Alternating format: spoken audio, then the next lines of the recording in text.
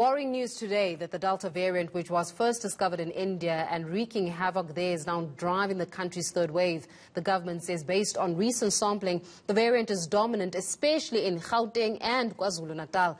How did it get into South Africa? Well, remember this. A ship from India docked at Durban with people carrying the variant. eNCA's Heidi Giokos takes a closer look. Why aren't we closing the ports in India? All is under discussion. When decisions are taken, we'll talk about it. The alarm bell was given to government in early May already. The Delta variant was here.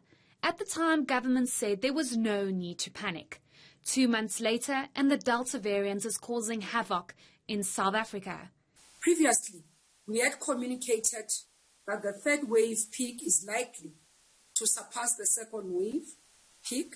It's unlikely to surpass the second wave peak. So we were not seeing these numbers in terms of modeling, but this was based on the fact that, on the assumption that South Africa does not, in case South Africa does not get a new variant. So if we do not have a new variant, we would see the peak of the third wave being just below second wave. Unfortunately, this is no longer the case. Our scientists, after their sequencing experiments, have discovered that we have a new variant.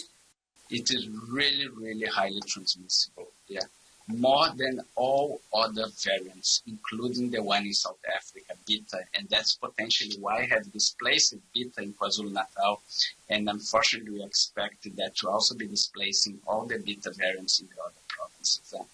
It is calculated that's potentially double and more transmissible than the original virus. What's the disease severity is no clear evidence yet. But one thing that we know is that when transmission grows very, very fast, we overwhelm our hospitals and we have extra deaths not only from COVID but also from other diseases. What we didn't expect, the word is that a higher risk of reinfection. And if the Delta variant wasn't enough, another variant has been picked up in the Western Cape. Western Cape, we see a very similar scenario, but not only with the Beta, also the Alpha and another variant called Eta that it has been originally identified in Nigeria. The good news is that the Pfizer vaccine is 88% effective against the Delta variant.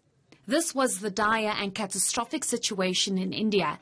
And now South Africa could face a similar reality if government does not find a way to curb the infection rate.